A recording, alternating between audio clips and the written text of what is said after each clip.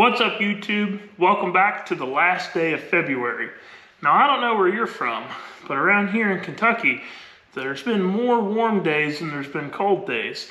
We've been very fortunate to have a nice, warm February, and March is looking really promising.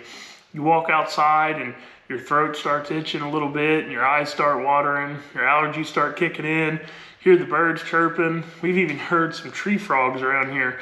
And that tells me that race season is right around the corner.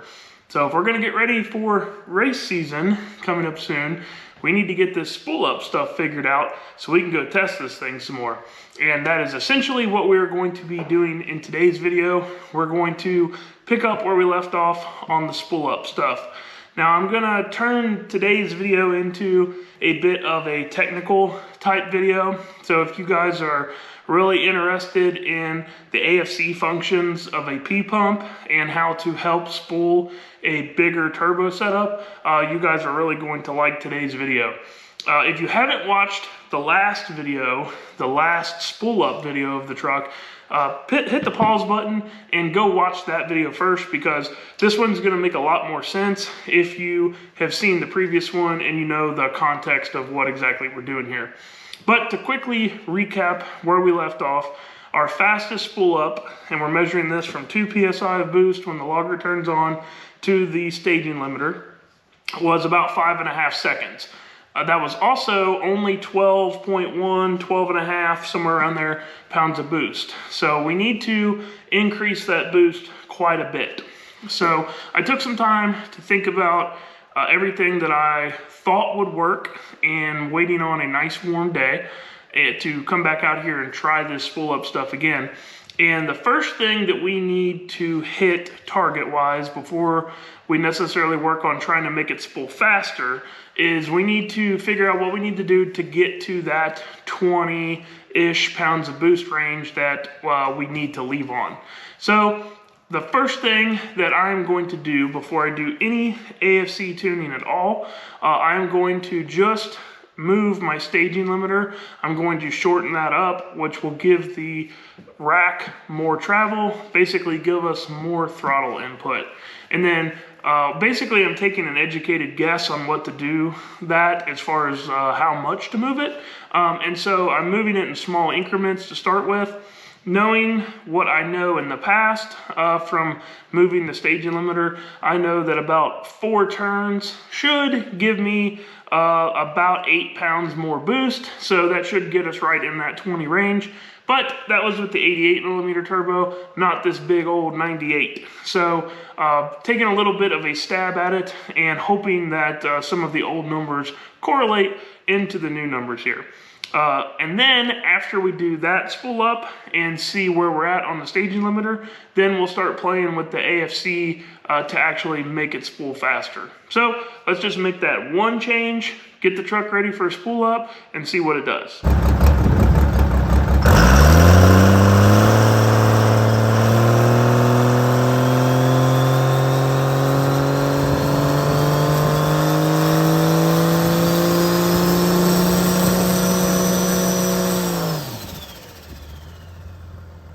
Okay, so it didn't necessarily spool any faster, but it did hit pretty much exactly the target boost that we were after.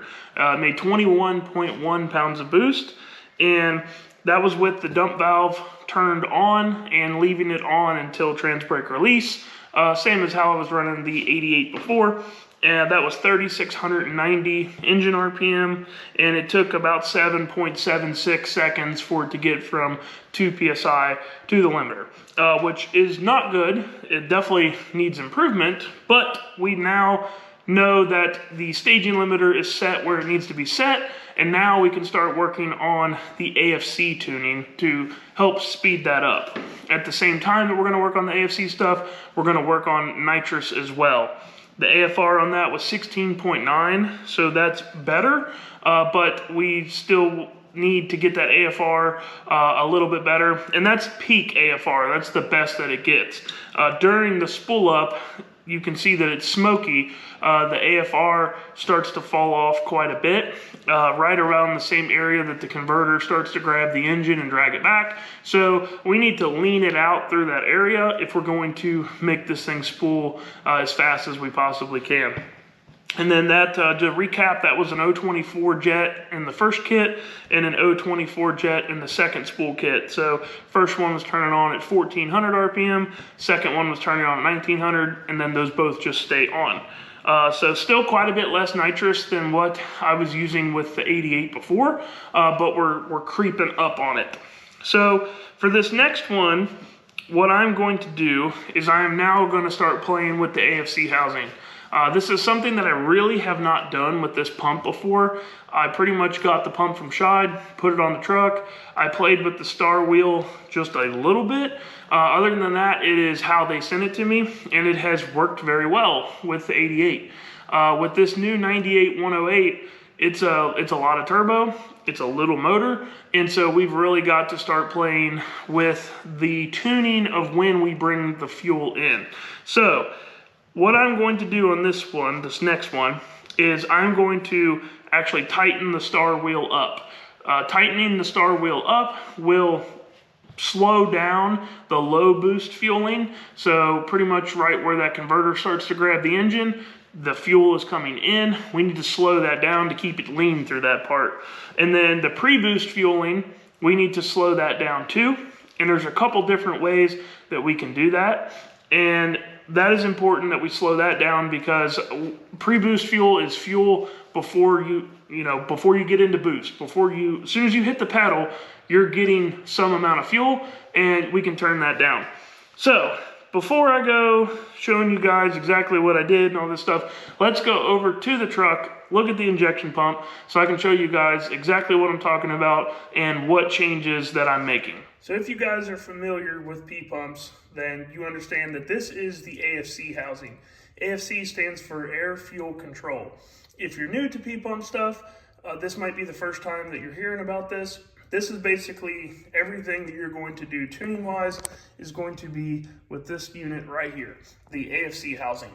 Now, there's several different ways to achieve several different things. If you have a nice bench pump like what I have, you don't want to go changing a whole lot of things, but anything that we're going to talk about here, you can easily change in any direction, change it back. If this stuff is not scary. If you make the wrong move, if you move one way too far or another way too far, you can just move everything back. You're not going to tear anything up. The great thing about a P-pump is that you guys can handle all this stuff yourself, and you don't even have to have a lot of knowledge. If you guys just take good notes and pay attention to all your settings, anybody can figure out how to get one of these things spooling good.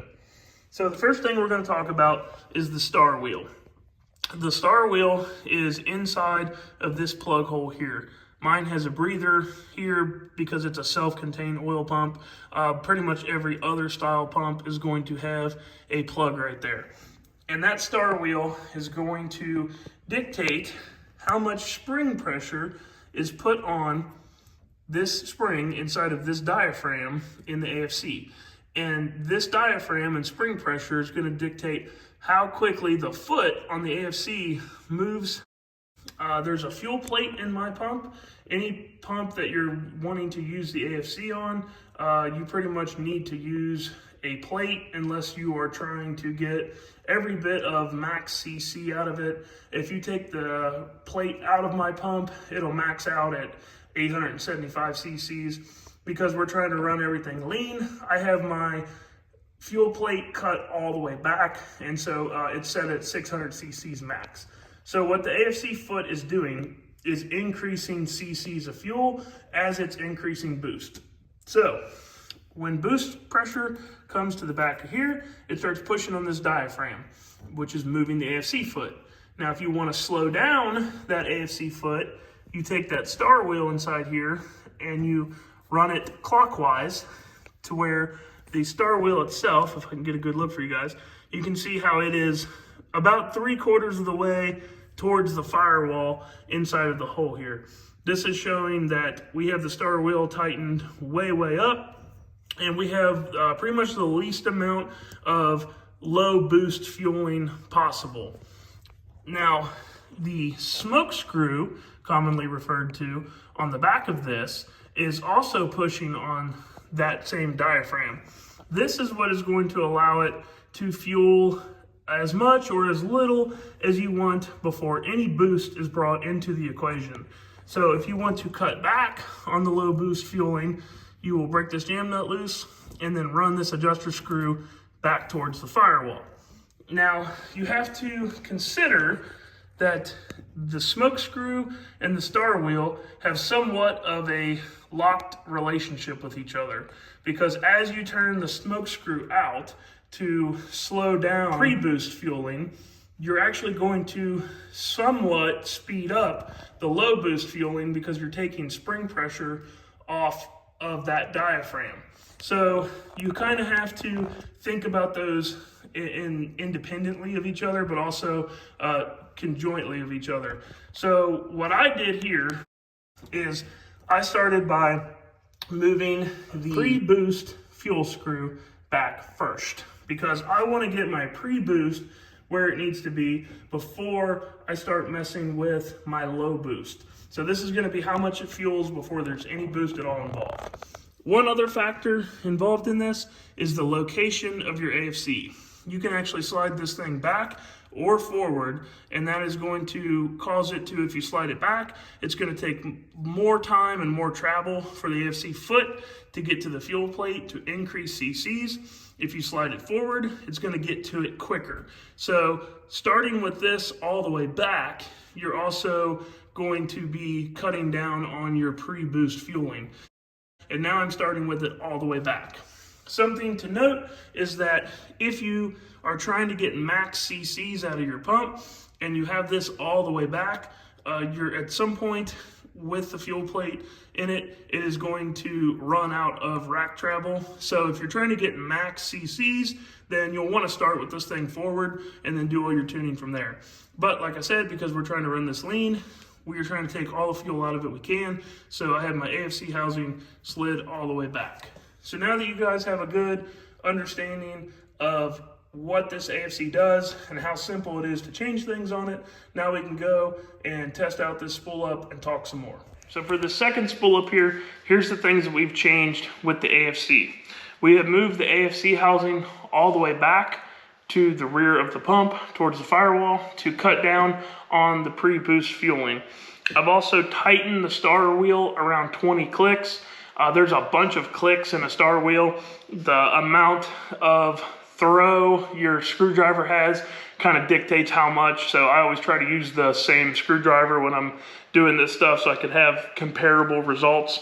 And then we put a 30 nitrous jet in the second kit. So we moved it from a 24 to a 30 jet. Now the reason that we did all this was to try to lean it out. So more nitrous is going to make it leaner. We're going to have less pre-boost fuel, so it's going to be able to get the engine RPM climbing quicker, get the AFR looking better down low, and then as boost starts to come in, that will be slowed down from the tightening up of the star wheel. So all of this, in theory, should help to spool this big turbo a little bit better. So let's spool it up, see what it looks like.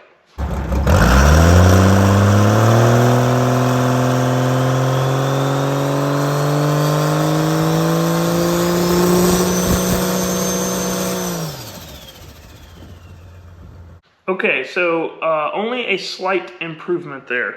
It was 19.1 pounds of boost on the limiter, 3621 engine RPM, and it took just under 7 seconds to get there, 6.97 to be exact. The AFR was a little dirtier. Well, it was 16.1 to 1, which it should have been, the peak AFR should have been better, and it just was not. So the bottle pressure was a little bit lower as well. It was 789, and back to nitrous and bottle pressure, anytime that your pressure is slow to climb, if it's not making the same pressure as it was before, because on the last one it made 822. Heated it up, same amount, but this one only went to 789. So that tells us we probably are getting pretty low on nitrous, so we need to change the nitrous bottle for the next spool up, just to make sure that we definitely have good amount of nitrous in this thing, because we should be leaner and we're a little bit fatter. So for the next one, that's exactly what we're gonna do. So with a fresh nitrous bottle, that gives us a good base to start with. And I was looking through the AFR, and I wanna show you guys why AFR is so much more important than EGT, at least for doing spool up type tuning. There's just so much more to be learned from AFR than what you can see with EGT. So let's go on the computer here and show you guys some data. Okay, so this is our second spool up data.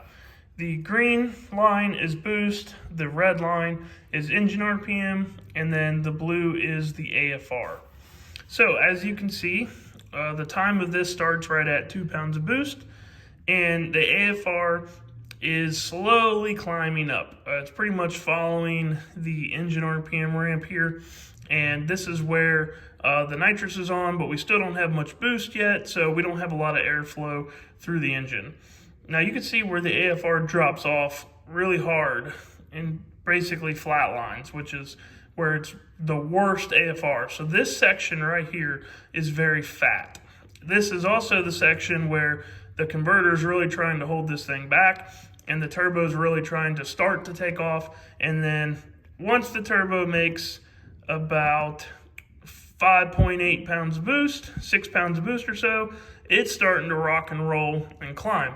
And so as it starts to rock and roll and climb up, the AFR starts climbing tremendously, because now we're putting a lot more air in the engine. So this AFR tells us, hey guys, we are way fat through here. We have way too much fuel.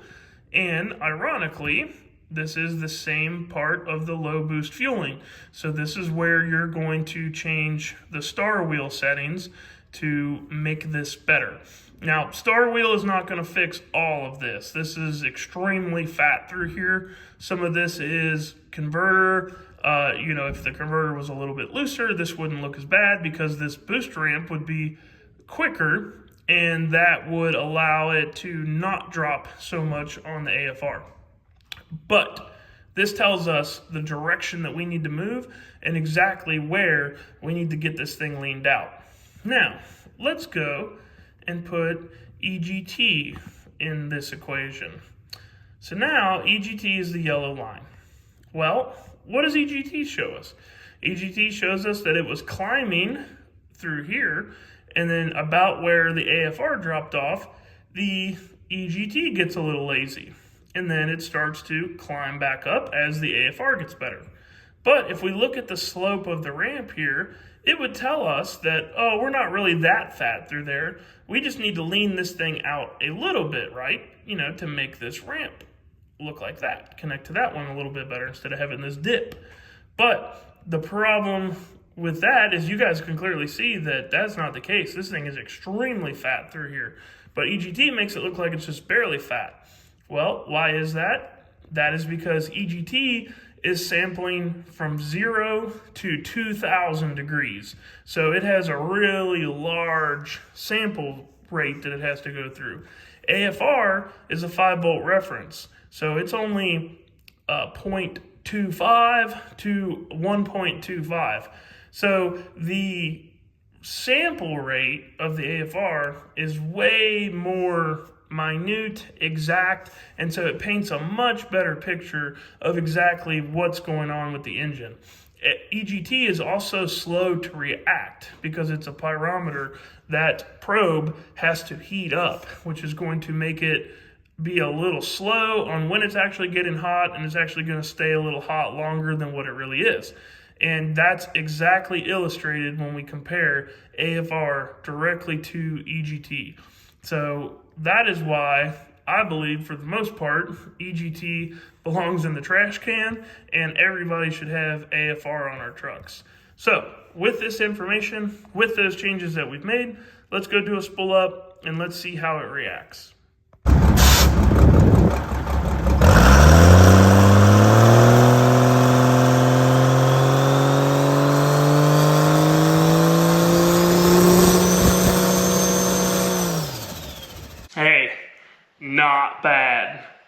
ice. Right before that run, I decided to take not really a risk, but just go all the way in one direction, just based on what I showed you guys with that AFR. I just felt like the change that I made wasn't going to be big enough. So I got really aggressive with the star wheel, and I tightened it all the way up to almost, well, I actually did tighten it up to coil bind, and then I backed it off a little bit. So it ended up being around 50 clicks. So I slowed the low boost fueling way down. I also took the smoke screw and turned it out about 1/4 of a turn as well to get that pre-boost fueling out of it as well. Between that and the fresh bottle that was in this thing, that thing made 22.1 pounds of boost in 4.43 seconds.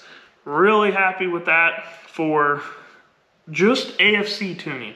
We took this thing from spooling in 7.5, 7, almost 8 seconds. And just by changing a very small amount of nitrous and mainly doing AFC tuning, we cut the spool up almost in half on this thing. Here in a minute, we'll overlay the old 88 spool up so I can show you guys exactly how it compares. But the air temp was 71 degrees. The bottle pressure was 840, pretty much exactly where I would run it at the track.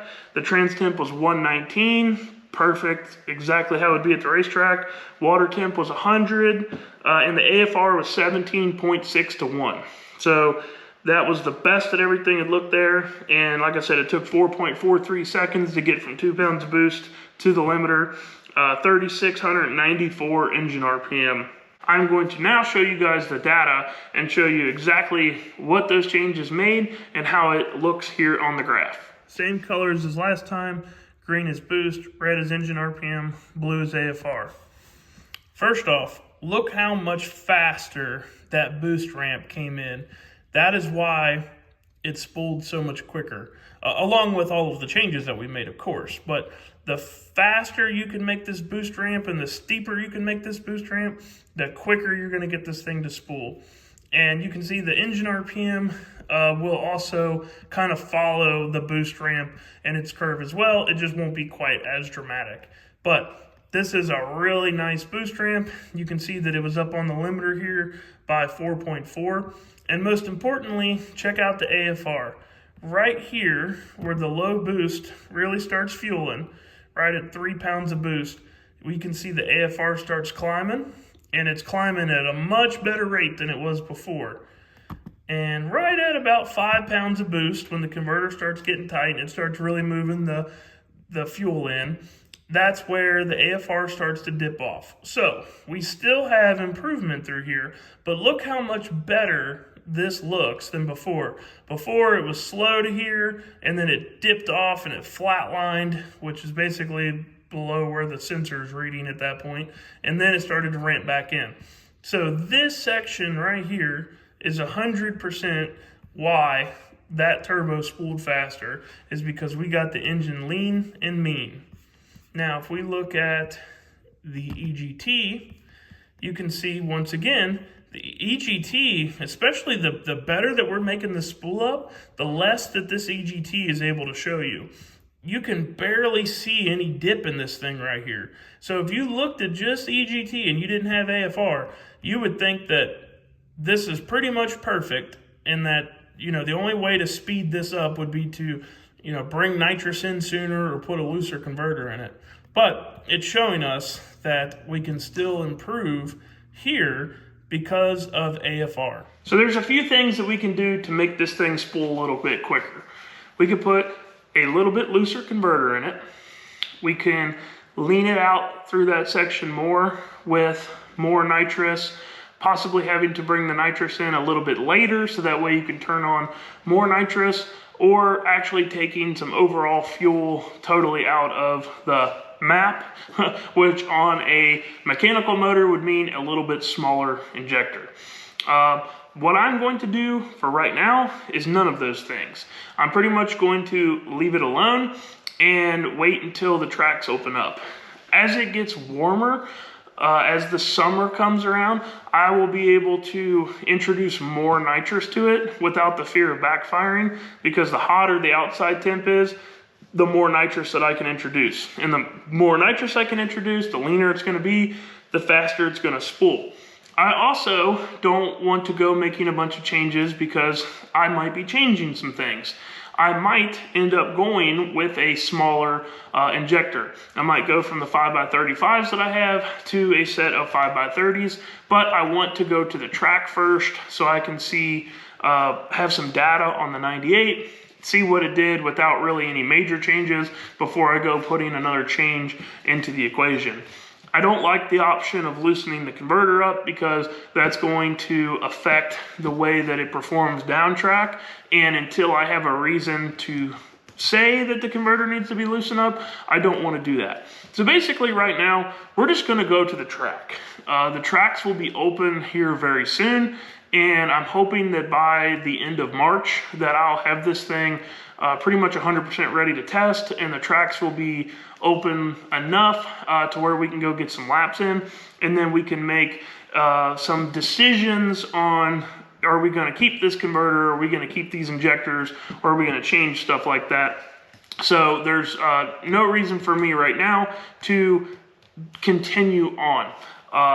I need to show you guys the overlay of that last spool up to the 88 spool up to show you guys why I'm content with that for right now. The green is my boost graph from the last spool up that we just did with the 98. And then the purple is the very last run that I made with the 88. As you can see, where these intersect is the exact same point. So when this 88 was making, where's my boost? 20.6 pounds of boost. The 98 was making 21.1 pounds of boost. So they spooled completely identical. If anything, the 98 actually hit to target boost a little bit quicker, but we're talking, you know, tenths of a second. You can see that the 88 come on stronger. It was a higher boost, but it held that boost out for longer before it climbed up. This 98 is a little bit slower down low, but then once it gets going, it ramps in harder. But they both hit the exact same staging line target boost at 4.4 seconds. So right now, this 98 is spooling just as fast as the 88 was last year. And with that, I conclude spool up testing for the time being until we get this thing on track and figure out exactly what it wants.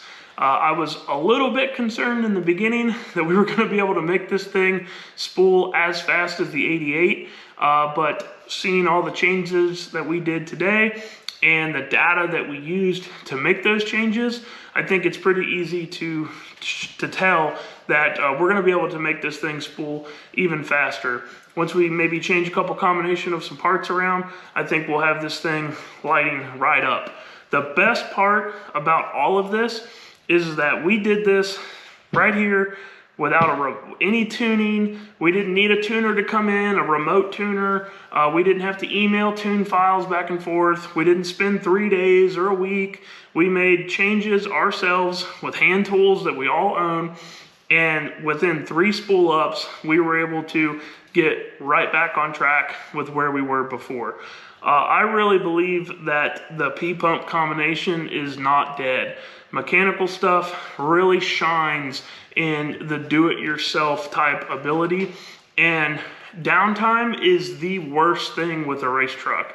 When you're in a groove and you're figuring things out, you need to be able to continue on. You need to be able to press on. And the worst thing is having to sit and send a tune file out, have it reviewed, send it back in. It really kills the momentum. And let's be honest, this common rail stuff is really expensive and it's getting out of control. The ECM, the standalone ECM stuff that's being pushed so hard right now, there's some rumors of people not even tuning stock ECM stuff anymore for racing vehicles.